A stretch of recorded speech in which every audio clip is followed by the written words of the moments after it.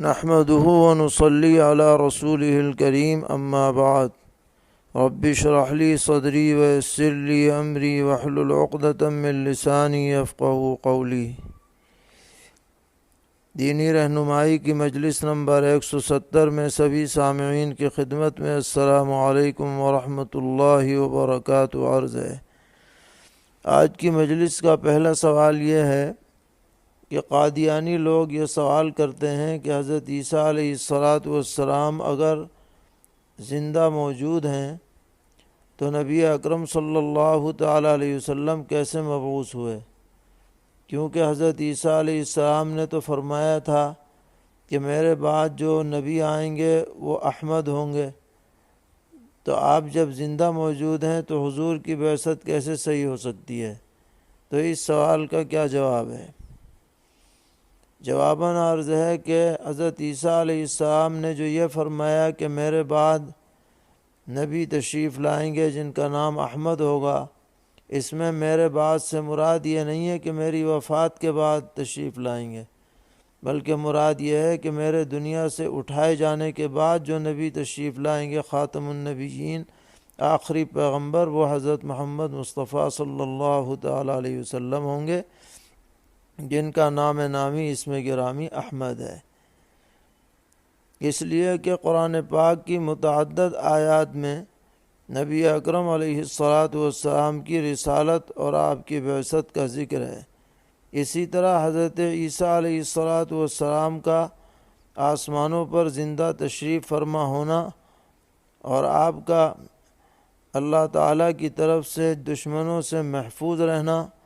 اور پھر قیامت کے قریب آپ کا نزول فرمانا، یہ آیات اور احادیث مبارکہ سے قطعی طور پر ثابت ہے۔ اس لیے کسی ایک آیت کو سامنے رکھ کر لوگوں کو کنفیوز کرنا یہ صحیح نہیں ہے۔ قرآن پاک کی کسی بھی آیت کے مفہوم کے لیے تمام آیات کو سامنے رکھنا اور اس کی جو تشریحات اور تفسیر ہے احادیث شریفہ میں، ان کو سامنے رکھنا ضروری ہے۔ منمانی تفسیر کسی آیت کی قابل قبول نہیں ہے۔ دوسرا سوال یہ ہے کہ عام طور پر ایک واقعہ بیان کیا جاتا ہے کہ ایک یہودی نوجوان لڑکا،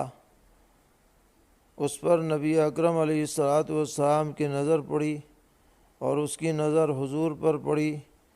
تو وہ انتہائی عاشق اور فریفتہ ہو گیا، اور پھر وہ حضور کی خدمت میں آنے جانے لگا، اور پھر اس کی وفات کا وقت آیا اور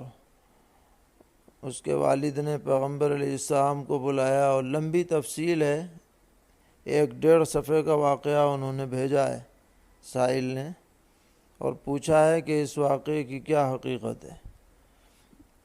تو جواباً عرض ہے کہ اس میں صرف اتنی بات صحیح ہے کہ نبی اکرم علیہ السلام کا گزر ایک مرتبہ ایک ایسے یہودی شخص پر ہوا جس کا نہایت خوبصورت جوان بیٹا نزع کے عالم میں تھا، اور وہ توریت اس کے سراہنے بیٹھ کر کے پڑھ رہا تھا۔ تو نبی اکرم علیہ السلام نے اس یہودی سے قسم دلا کر پوچھا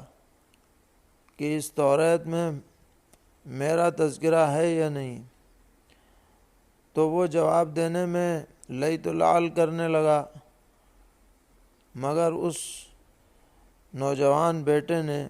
جو مرض الوفات میں تھا، اس نے آنکھیں کھولیں اور اس نے کہا کہ میں گواہی دیتا ہوں کہ اس کتاب توریت میں آپ کا ذکر مبارک ہے، اور میں یہ بھی گواہی دیتا ہوں کہ اللہ کے علاوہ کوئی معبود نہیں اور آپ اللہ کے سچے رسول ہیں۔ اس کے کچھ ہی دیر کے بعد اس کی حالت غیر ہو گئی اور اس کا انتقال ہو گیا، تو نبی اکرم علیہ السلام نے اس کی تجہیز و تکفین کرنے کا حکم فرمایا۔ وہ اتنی بات تو صحیح ہے، لیکن اس میں ایک افسانہ سا بنایا گیا ہے اور اپنی طرف سے باتیں جوڑی گئی ہیں، ان پر اعتماد نہیں کیا جا سکتا۔ سوال کرتے ہیں کیا پیدل حج کرنے میں تشبہ بالکفار ہونے کا امکان ہے؟ جواباً عرض ہے کہ ہندوستان جیسے ملک میں جہاں متعدد علاقوں میں محض پیدل چلنے کو ایک عبادت سمجھا جاتا ہے، وہاں پیدل حج میں جانا اور اس کا ایک ماحول بنانا یقیناً ایک غلط نظیر ہے۔ انفراداً کوئی ایسا شخص جو چل سکتا ہو کامل خلوص کے ساتھ اکا دکا کہیں چلا جائے تو اسے ناجائز نہیں کہہ سکتے، لیکن اسے سنت بھی نہ سمجھا جائے۔ اور موجودہ دور میں جب کہ ہر ملک کا اپنا ایک الگ نظام ہے اور سرحدوں کو بغیر ویزے کے پار کرنا مشکل ہے اور ایک سخت آزمائش ہے، ایسے دور میں ہندوستان جیسے دور دراز ممالک سے باقاعدہ پیدل چل کر کے حج کو جانا یہ ایک انتہائی غلط نظیر بنے گی، اور اس سے بہرحال اجتناب کرنا چاہیے، اس کی تائید نہیں کی جا سکتی ہے۔ ہاں، جو لوگ استطاعت رکھتے ہوں، اللہ تعالیٰ نے وسعت دی ہے، وہ سواری سے جائیں۔ ہوائی جہاز کا جب تک انتظام نہ ہو، ہندوستان سے جانے والوں کے لیے حج کی فرضیت ہی کی بات نہیں کہی جا سکتی، تو پیدل چلنے والے کے لیے کیسے کہی جا سکتی ہے؟ اور پھر ایک باقاعدہ جلوس بنانا، ان پر پھولوں کی بارش کرنا اور ان کا مجمع اکٹھا کرنا، یہ سب باتیں حج کی روح کے خلاف ہیں۔ نبی اکرم علیہ الصلاۃ نے حج کا احرام باندھتے وقت یہ جملہ ارشاد فرمایا تھا، اللہم حجا لا ریاء فیہ ولا سمعۃ، کہ حج کا ارادہ کر رہا ہوں جس میں کوئی دکھاوا نہیں ہے، شہرت نہیں ہے، لہٰذا کوئی بھی ایسا عمل کرنا جس سے خواہی نہ خواہی شہرت کی شکل ہو وہ درست نہیں ہے۔ اسی سلسلے میں سوال ہے کہ اگر مکہ مکرمہ اور اس کے گرد و نواح کے باشندے پیدل حج کریں تو کیا وہ کانوڑ یاتریوں کے مشابہ ہو سکتے ہیں؟ جواباً عرض ہے کہ مکہ معظمہ میں کانوڑ کا کوئی تصور نہیں ہے، اس لیے وہاں مشابہت کا بھی کوئی سوال نہیں۔ سوال کرتے ہیں کہ اندور سے کچھ حضرات عمرے پر گئے ہوئے ہیں، وہ بطور زیارت مقام جعرانہ پہنچے ہیں، تو کیا ان کو واپسی میں احرام پہن کر آنا ضروری ہے؟ اور اگر پہن کر نہیں آئے تو دم لازم ہوگا؟ جواباً عرض ہے کہ جعرانہ حدود حل میں شامل ہے، میقات سے باہر نہیں ہے،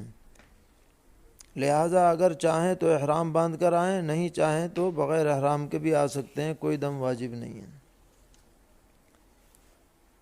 پوچھتے ہیں ہر سال تمام ارکان حج یعنی حجاج کرام کی نقل و حرکت لائیو دکھائی جاتی ہے،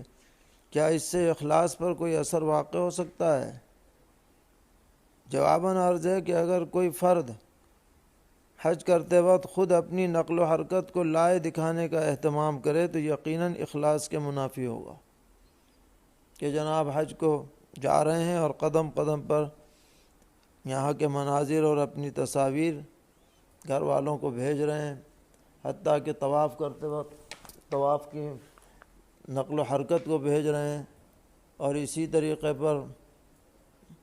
صحیح کرتے وقت اس کی تصاویر کو بھیج رہے ہیں، اسی طرح روضہ اقدس پر حاضری کے وقت اس کو بھیج رہے ہیں۔ یہ سب واہیات باتیں ہیں، اس سے بہرحال ہر مسلمان کو بچنا چاہیے، لیکن اگر آدمی کا خود اپنا کوئی دخل نہ ہو اور حکومتی نظام کے تحت اس نقل و حرکت کو لائیو دکھایا جائے تو اس سے حاجی سے کوئی مواخذہ نہیں ہوگا، کیونکہ اس میں خود حاجی کا کوئی دخل نہیں ہے۔ پوچھتے ہیں ایک شخص عمرہ کرنے کے بعد اپنا سر منڈاتا ہے، تقریباً 20 دن کے بعد، جبکہ اس کے سر کے بال ایک پوروے کے برابر بھی نہیں ہوتے، اب دوبارہ عمرہ کرتا ہے اور حلق کرنے کے بجائے الیکٹرانک مشین سے 0 نمبر سے سر صاف کرتا ہے، تو کیا اس طرح سے سر کو صاف کرنا احرام کھولنے کے لیے کافی ہو جائے گا؟ یہ حلق کہلائے گا یا قصر؟ جواباً عرض ہے کہ حنفیہ کے نزدیک جب تک اتنے چھوٹے بال حلق نہ کرائے جائیں اس وقت تک حلت نہیں آئے گی، محض قصر سے کام نہیں چلے گا، اور مشین چاہے کتنی ہی 0 کیوں نہ ہو وہ حلق کا کام نہیں کرتی، یعنی جڑ سے بالوں کو نہیں مٹاتی بلکہ کاٹنے کا کام کرتی ہے، اس لیے 0 مشین سے بھی حلق کی کمی پوری نہیں ہوگی۔ پوچھتے ہیں کہ ایک شخص لوگوں کا وکیل بن کر اڑیسہ میں قربانی کے حصے کرواتا ہے کیونکہ وہاں قربانی کے جانور قدرے سستا مل جاتا ہے۔ اس سال یہ ہوا کہ 40 لوگوں کی قربانی کے پیسے جمع ہوئے، لیکن کسی وجہ سے صرف 38 کی قربانی ہو سکی، اور یہ بات قربانی کے ایام گزر جانے کے بعد معلوم ہوئی، اور یہ بھی پتہ نہیں چل رہا کہ وہ 2 حصے کس کے پیسے ہیں۔ اب سوال یہ ہے کہ ان 2 حصوں کی بقیہ رقم کا کیا کیا جائے؟ جواباً عرض ہے کہ اولاً تو پورا حساب کتاب جوڑ کر پتہ لگایا جائے کہ کون سے حصے رہ گئے ہیں، اور پھر ان کے مالکین کو اس کی اطلاع کی جائے اور ان سے اجازت لے کر پھر یہ حصے صدقہ کر دیے جائیں۔ اگر بالفرض کسی طرح بھی پتہ نہ چل پائے تو پھر ان حصوں کو ویسے ہی صدقہ کر دیا جائے گا، الگ سے قربانی نہیں کرنی ہے۔ پوچھتے ہیں کہ ہم نے سنا ہے کہ جمعہ کی اذان کے بعد کاروبار کرنا ناجائز ہے،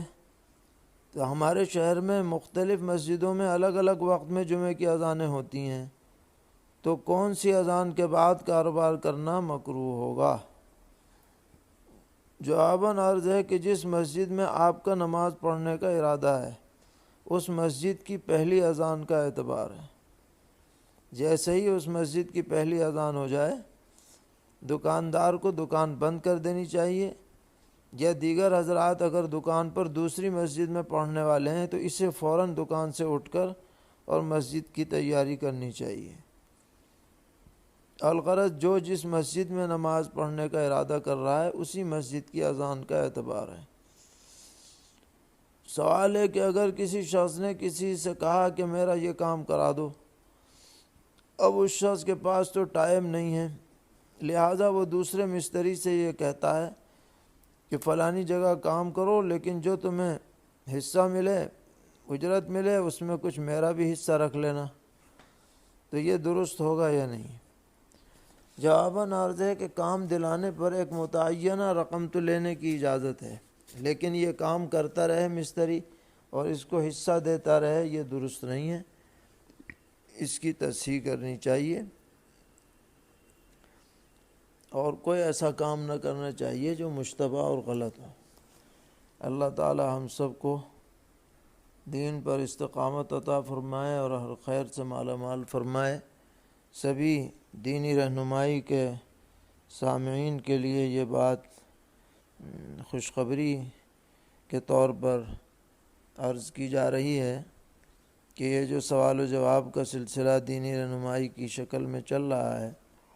الحمدللہ اس کو ابتدائی مرحلے میں 50 مجلسوں کی جو تفصیلات ہیں سوال و جواب کی اور مسائل ہیں ان کو مرتب اور مدلل کر کے 2 جلدوں میں شائع کیا گیا ہے، ارشاد السائلین کے نام سے۔ الحمدللہ بنگلور کے ادارۃ المباحث فقیہ کے 17ویں اجتماع کے موقع پر اس کی رسم اجرا بھی عمل میں آئی، اور شائقین حضرات اگر چاہیں گے تو انہیں فراہم بھی کر دی جائے گی۔ تقریباً 988 مسائل اس دونوں جلدوں میں جمع ہوئے ہیں۔ اللہ تعالیٰ سبھی محنت کرنے والوں تعاون کرنے والوں کو جزائے خیر عطا فرمائے، اور دعا فرماتے رہیں کہ اللہ تعالیٰ اس سلسلے کو آگے تک جاری رکھے اور مزید اس کے اندر خیر اور برکت کے فیصلے فرمائے، اور جو ترتیب اشاعت کی ہوئی ہے اللہ تعالیٰ اس کے بھی مواقع عطا فرمائے، رکاوٹوں کو دور فرمائے، اوقات میں برکت عطا فرمائے۔ وصلی اللہ تعالی علی خیر خلقہ